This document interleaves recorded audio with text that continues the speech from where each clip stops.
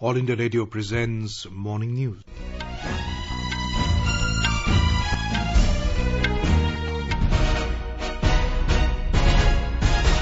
Good morning. I'm Abhishek Mukhopadhyay and with me is Subhadra Ramachandran. The headlines. Polling underway for second and final phase of assembly elections in Manipur. Campaigning for seventh and last phase of assembly polls in Uttar Pradesh to end this evening. Over 11,000 Indian nationals evacuated from war-torn Ukraine as Operation Ganga continues in full swing. Russia takes control of Europe's largest nuclear power plant in Ukraine. Financial Action Task Force keeps Pakistan in grey lists. Asks Islamabad to do more to probe and prosecute terrorists. Depression over Southwest Bay of Bengal intensifies into a deep depression. Australia's legendary cricketer Shane Warne dies of suspected heart attack. And India to resume the first innings at the overnight score of 357 for 6 against Sri Lanka in Mohali Test today.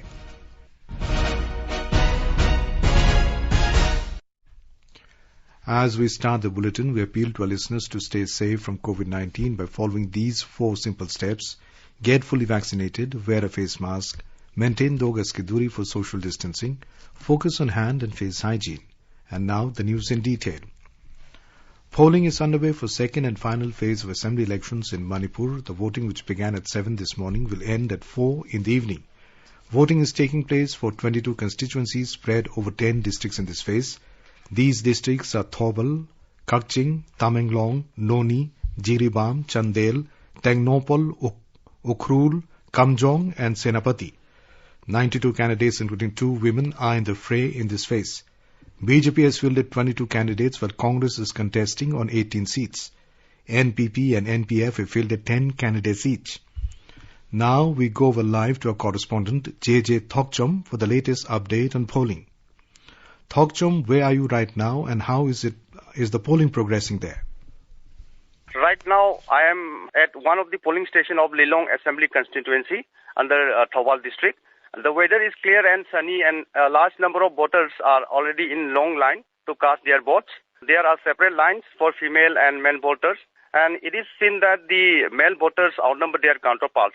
The election officials are helping the IT plus and disabled voters while going inside the polling station. Marking has been done in the queue system to have a physical distancing and voters are maintaining the COVID-19 guidelines. Wheelchair assistance is given to the needy voters. Voters are not allowed to bring in mobile phone inside the polling booths. Abhishek, it may be said that the polling is progressing in a very smooth and successful manner. Manipur recorded nearly 89% voter turnout in the first phase poll. By analyzing the present situation undergoing at the polling station, it is expected that the voter turnout will also be very high in the second phase poll in Manipur. Abhishek. Thokchum, what are the security arrangements taken up for today's polling and can you give a brief about the second phase polls? Tight security arrangements have been made in and around the polling stations. The final phase election is going on at 1,247 polling stations of 22 assembly constituencies. More than 300 companies of paramilitary force have been deployed in 22 assembly constituency of 10 districts. 4 hill districts, Ukhrul, Kamjong, Chandel and Tengnopal, share border with Myanmar and 2 districts, Senapati and Jiribam, share borders with other states. Therefore, security measures have already been ramped up in the border areas and borders have been sealed. The state police are also patrolling in the polling areas. Election observers and micro-observers are also visiting the polling station in routine. So far, there's no report of any unwanted incident in connection to the polling. Security personnel are managing the overcrowding near the polling station. They are also helping in maintaining the election-related procedure in the polling station. Abhishek, more than 838,000 voters will decide the fate of 92 candidates who are in fray in the second phase. Right. Thokchum, tell us about the significance of this phase and also about the prominent candidates in the fray. In the last general elections, Congress got 12 seats from these 22 assembly constituencies, while BJP got only 3 seats. Thobal and Kakching is known as the bastion of Congress as they got 8 seats out of the 10 in the last election from these 2 districts. BJP has fielded its candidate in all seats and therefore this phase is crucial for BJP. Moreover, the Congress party is also trying to maintain the number the party got in the last election. Another factor is NPF, which got all 4 sitting MLAs from these assembly constituencies. The party has fielded 10 candidates in this phase, and the party is hoping to increase the seat this time. Abhishek, if we talk about the prominent candidates in this phase, some of them are former Chief Minister and Congress leader Okram Ibobi and his son Suraj Kumar Okram, Congress leader Gaikhangam, leaders of NPF and Minister Awangmun Nimai and L. Dikho, and few other ex-minister. Abhishek. Right. Thank you, Thokchum, for that latest update. Well, moving on. Campaigning for the 7th and last phase of assembly elections in Uttar Pradesh will end this evening. 54 constituencies spread over 9 districts will go to polls in this phase. These districts are Mau, Azamgarh, Jaunpur, Ghazipur, Varanasi, Chandoli, Mirzapur, Sonbhadra and Bhadohi.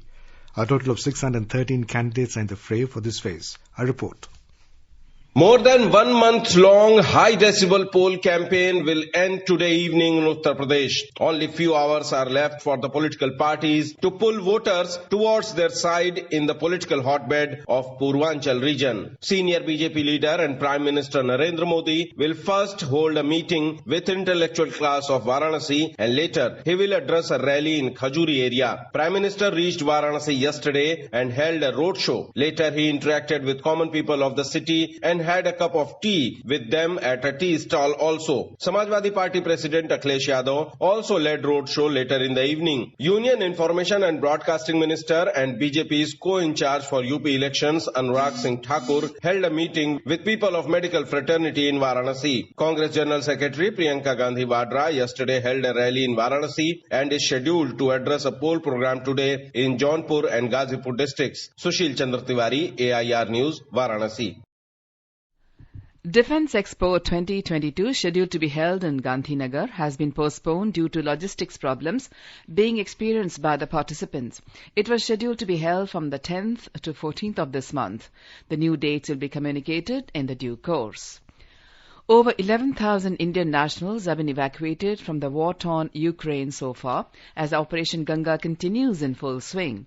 In a tweet this morning, Minister of State for External Affairs V. Muralidharan thanked Indian missions, foreign governments and volunteers for their constant support in Operation Ganga. Earlier yesterday, External Affairs Ministry said over 20,000 Indians have left the Ukraine's borders so far. Official spokesperson of External Affairs Ministry Arindam Bagchi said 18 flights have landed in India in the last 24 hours, carrying around 4,000 Indians on board. He added that a total of 48 flights have landed so far from Ukraine's neighboring countries. He said 16 flights scheduled for the next 24 hours, including 4 IAF's C-17 aircraft. Giving assurance that flights will continue to operate till the evacuation of every Indian from Ukraine, he said, with the operation of special flights, a vast majority of Indians who have crossed over Ukraine's borders would have returned back to India. There will be some more left. We will continue to schedule flights, not only to bring those people back who have already crossed over, but also those who will or who are yet to cross over from Ukraine itself right now. So I just wanted to assure people who think the flights are ending, no, flights will continue till we manage to get everybody out who can leave Ukraine. Talking about the evacuation drive, the spokesperson said, the highest attention is on the eastern side of Ukraine, particularly Kharkiv and Pisochin. He said Indian mission in Ukraine has managed to get some buses there.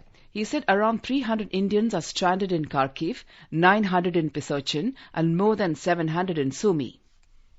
I'm happy to share that we have managed to get some buses there because this is a place, a small village there. I think we managed to get 5 buses already. Yesterday, I think 2 buses left, taking them to Lviv. Today, 3 buses have left. I think they're trying to reach the Moldovan border. We're looking at whatever ways to get them out into a safe zone. We're looking at more buses as we can. I think a couple of more buses should happen later in the evening, tomorrow. So that process has begun. I have seen messages from many people who are stuck there saying, look, I wanted to assure them that we are aware that they are there. We are monitoring the situation and we are trying our best. See how fast you can get you away safely in an organized manner. I know they're Kharkiv, they're in a safe zone, but we now need to bring them back. 3 C-17 aircrafts have landed at Hindon Airport today, carrying 629 students from Ukraine's neighboring countries, Romania, Poland and Slovakia. Union Minister of State for Defence Ajay Bhatt received the students at Hindon Airport who have been safely evacuated from Ukraine under Operation Ganga. The minister said he is glad to see the happiness and relief on the faces of young and brave students. Russia has taken control of a nuclear power station in Ukraine after it was hit by shelling. A fire broke out at the Zaporizhzhia nuclear plant, the largest in Europe, and Ukraine said it was shelled by Russian troops. Authorities say the facility is now safe and radiation levels are normal. World leaders have accused Russia of endangering the safety of an entire continent, and Ukraine's president accused Russia of nuclear terror. US President Joe Biden urged Moscow to stop its military activities around the site, while Canada's Prime Minister Justin Trudeau said the horrific attacks from Russia must cease immediately. UK Prime Minister Boris Johnson said the reckless attack could directly threaten the safety of all of Europe. He said he would seek an emergency meeting of the UN Security Council today over the attack. All three leaders spoke to Ukraine's President Volodymyr Zelensky by phone.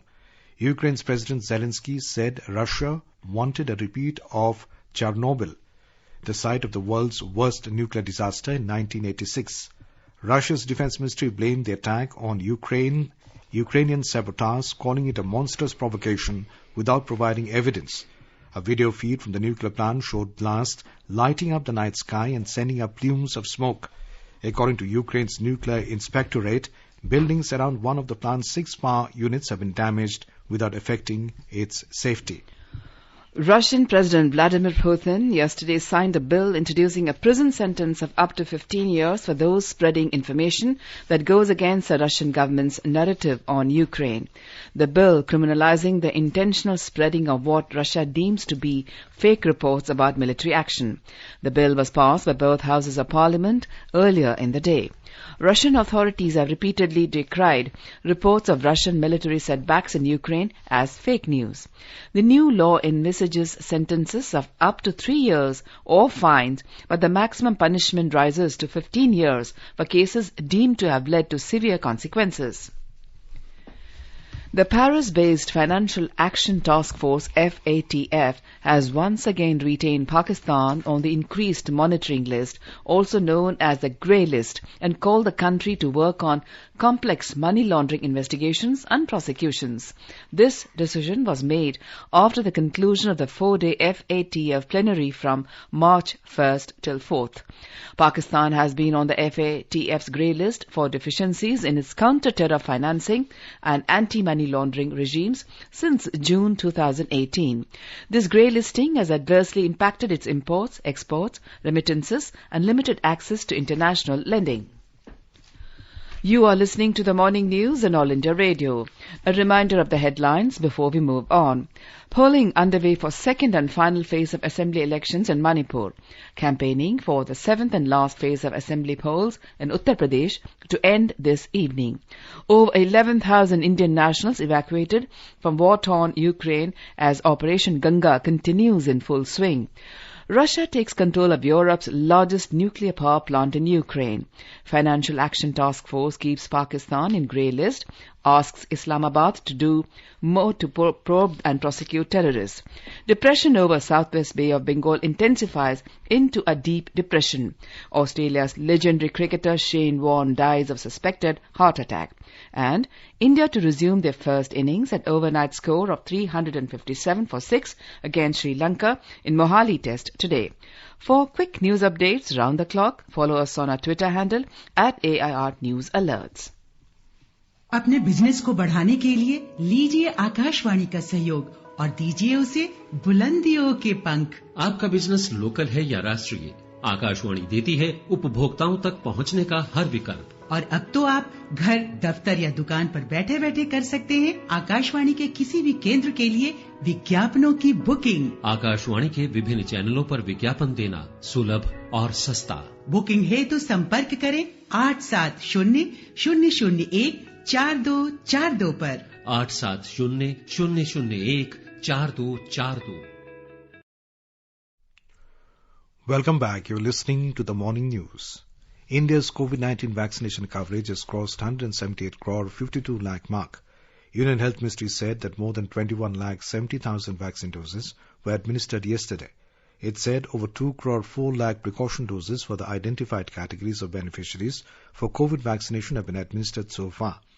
They include healthcare workers, frontline workers and people over 60 years of age. Tour of Rashtrapati Bhavan and Rashtrapati Bhavan Museum Complex as well as change of guard ceremony, which was discontinued since the 1st of January this year due to COVID-19, will resume from next week for public viewing. Rashtrapati Bhavan Museum Complex will open for public viewing from the 8th of March and will remain open from Tuesday to Sunday in a week excepted on gazetted holidays. Visitors will be allowed in the museum in 4 pre-booked time slots with a maximum limit of 50 visitors per slot. The tour of Rashtrapati Bhavan will be available from 12th of March and will be open on every Saturday and Sunday except on gazetted holidays in 3 pre-booked time slots with a maximum limit of 25 visitors per slot. The newly developed Arogya Vanam will also be part of the Rashtrapati Bhavan tour. The change of guard ceremony will take place on every Saturday from 8 a.m. to 9 a.m. from the 12th of March. Booking for the tour of Rashtrapati Bhavan Museum and change of guard ceremony can be made online. And now let's listen to our special program Azadi Ka Safar, highlighting the importance of the day during the freedom struggle. Azadi Ka Amrit Mahotsav.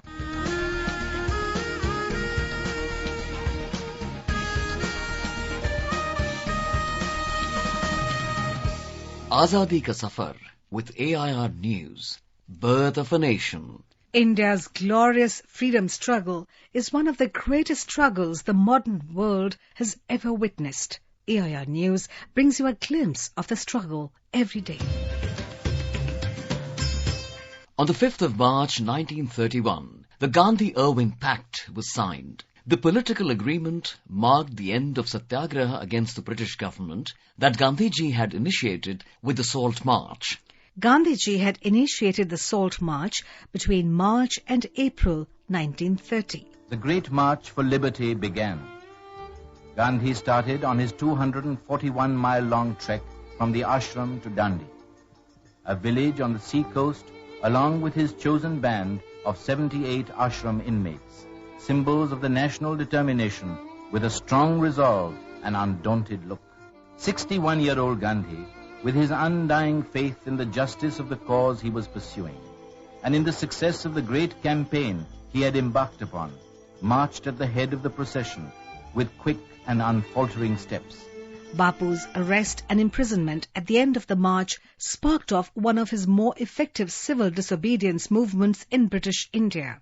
By the end of 1930, thousands of Indians were in jail and the movement had generated worldwide publicity. Lord Irwin was looking for a way to end it. To this end, Gandhiji was released from custody in January 1931. Gandhiji was authorized by the then President of the Congress, Sardar Vallabhbhai Patel, to negotiate with Lord Irwin.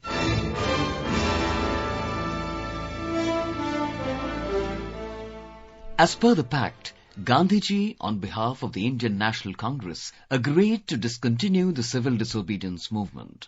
The Congress agreed to join the second roundtable conference to chalk out constitutional reforms.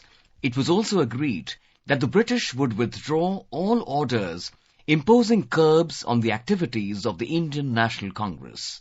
They also agreed to withdraw trials relating to several offences except those involving violence and release of prisoners arrested for participating in the civil disobedience movement. It was also agreed that the British would remove the tax on salt, which allowed Indians to produce, trade and sell salt legally and for their own use.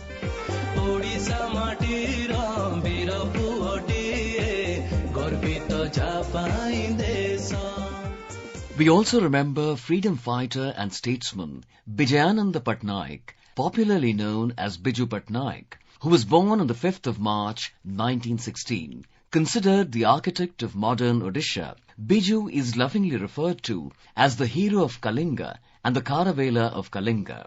Biju Patnaik was educated at Ravenshaw College in Odisha, but due to his interest in aviation, dropped out and trained as a pilot. Patnaik flew with the private airlines, but at the start of the Second World War, he joined the Royal Indian Air Force.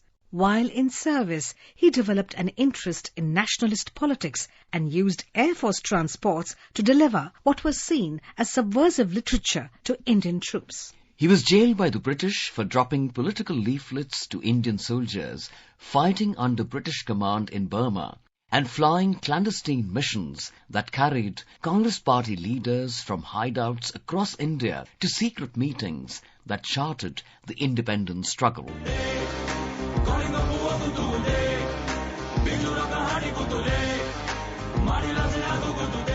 Biju joined the Quit India movement and was sent to prison for 2 years in 1943. Biju was also instrumental in assisting Indonesia with its independence struggle against the Dutch in 1947. The Indonesian Prime Minister, Sultan Syahrir, was placed under surveillance by the colonial Dutch. Jawaharlal Nehru entrusted the task of rescuing Sultan Syahrir to Biju Patnaik. Biju braved all obstacles and brought Sultan Syahrir and staff aboard from Java Islands on the 22nd of July 1947 to Singapore and finally to Delhi. An indebted Indonesia conferred the highest civilian award, Bhumi Putra, to Biju.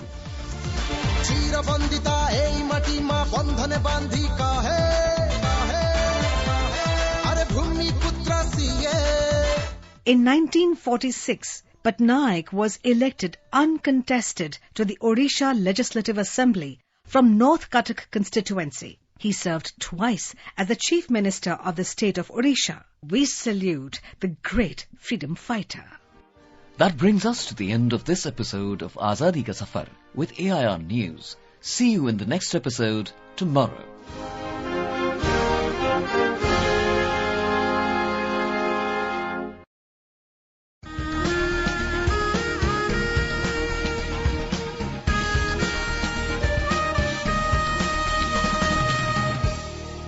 आजादी के आंदोलन के खजाने में ऐसे ढेरों शब्द जिन्होंने बदल दिए इतिहास।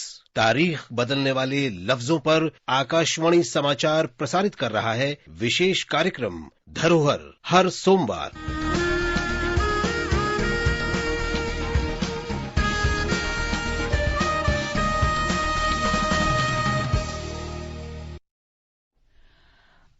Over to some sports news. Australian cricket legend Shane Warne has died at the age of 52 after a suspected heart attack in Koh Samui, Thailand. Warne is widely considered one of the best players in history, having taken 708 wickets in 145 test matches. He was a key member in one of the greatest teams in history, with Australia dominating the sport for much of his 15-year international career. A statement from Vaughan's management said Shane was found unresponsive in his villa, and despite the best efforts of medical staff, he could not be revived. Information and Broadcasting Minister Anurag Thakur has expressed grief over the passing away of King of Spin, Shane Warne. In a tweet, the minister said that Shane Warne, a legend who spun magic on the field and won admirers in the world of cricket. He added he will live on through moments etched in our memories. In the first cricket test at Mohali, India will resume the first innings at the overnight score of 357 for 6 against Sri Lanka today. Ravindra Jadeja 45 and Ravichandran Ashwin 10 were at the crease when stumps were drawn on the opening day yesterday. Earlier, India won the toss and elected to bat first. The two-match series between India and Sri Lanka marks the beginning of Rohit Sharma's journey as the skipper of the test side, and incidentally, this is the 100th test of star cricketer Virat Kohli. Sri Lanka yet to defeat India in tests in India, a run which Rohit will look to continue in the upcoming series. India have played against Sri Lanka 20 times at home, with the former emerging victorious on 11 occasions, while the remaining 9 ended in draws. Environment, Forest and Climate Change Minister Bhupendra Yadav has said UN Environmentalist Programme must serve to strengthen international cooperation and encourage collective action to address the major environmental challenges. The minister delivered national statement on the 50th session of United Nations Environment Programme, UNEP, in Nairobi yesterday. The minister said India has been engaging with UNEP since 1972, dealing with critical environmental challenges. He said UNEP is one of the leading global voices on environment, and UNEP should turn to paying great attention to the question of the means of implementation.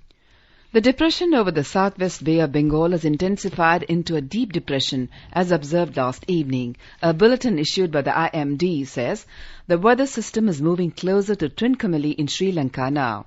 Its forecast says the weather system is likely to move northwestwards towards the northern Tamil Nadu coast from today. Our correspondent says a deep depression in the month of March is a rare phenomena. Here is a report.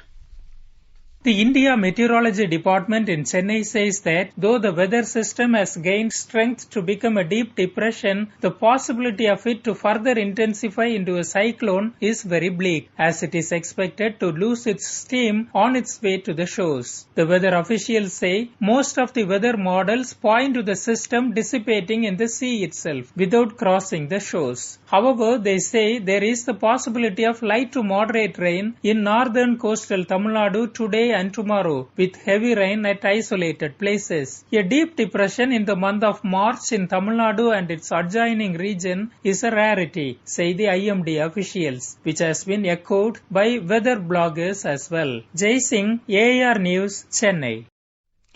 And now let us take a look at the weather forecast for today. The national capital Delhi is likely to have strong surface winds to the daytime. The temperature will vary between 14 and 28 degrees Celsius. Mumbai will have mainly clear sky. The minimum temperature was 20 degrees Celsius, while the maximum is expected to be around 38 degrees. Chennai is likely to have generally cloudy sky with moderate rain. The temperature will vary between 23 and 31 degrees Celsius. Kolkata will have mainly clear sky. The minimum temperature was 21 degrees Celsius and a maximum of around 32 degrees is expected. Srinagar will have partly cloudy sky. Temperature will hover between 3 and 13 degrees Celsius. Jammu will have mainly clear sky, becoming partly cloudy towards afternoon or evening. Leh is likely to have partly cloudy sky. Gilgit will have partly cloudy sky. Muzaffarabad will have mainly clear sky, becoming partly cloudy towards afternoon or evening. The minimum temperature was 6 degrees Celsius and the maximum will be around 19 degrees. Visakhapatnam will have partly cloudy sky with haze. Guwahati will have mainly clear sky. Agartala will have mist. The temperature will hover between 15 and 32 degrees Celsius. And now an overview of today's newspapers. Global alarm bells after fire as Russia seizes nuclear plant. India flags safety concern at UNSC leads the Indian Express. The paper says, attack on Ukrainian facility. Europe's largest revives memories of Chernobyl. India calls for local truce to run 16 evacuation flights today, writes the Asian Age, adding, Indian students shot at while fleeing, safe in Kyiv hospital. 1,800 Indian students stuck in 2 eastern cities, informs the Economic Times. The paper writes, be ready to leave quickly, students in Sumy, Kharkiv, told. 56 killed, 194 injured in blast at Park Shia Mosque, informs the Hindu. Writing on the 7th and the last phase of UP Assembly elections, the Pioneer reports, BJP pins hopes on Modi charisma in the last phase. And finally, all the papers take note of the passing away of 2 Australian cricket legends, Shane Warne at 52, one of the greatest cricketers to ever play the game, and former wicket-keeper Rod Marsh at 74, with reports and photographs. Cricket loses its Wizards of Oz, leads the Times of India in paying tributes to Shane Warne. And now, before we end the bulletin, the headlines once again. Polling underway for second and final phase of assembly elections in Manipur. Campaigning for 7th and last phase of assembly polls in Uttar Pradesh to end this evening. Over 11,000 Indian nationals evacuated from war-torn Ukraine as Operation Ganga continues in full swing. Russia takes control of Europe's largest nuclear power plant in Ukraine. Financial Action Task Force keeps Pakistan in grey list, asks Islamabad to do more to probe and prosecute terrorists. Depression over southwest Bay of Bengal intensifies into a deep depression. Australian legendary cricketer Shane Warne dies of suspected heart attack. And India to resume the first innings at the overnight score of 357 for 6 against Sri Lanka in Mohali Test today.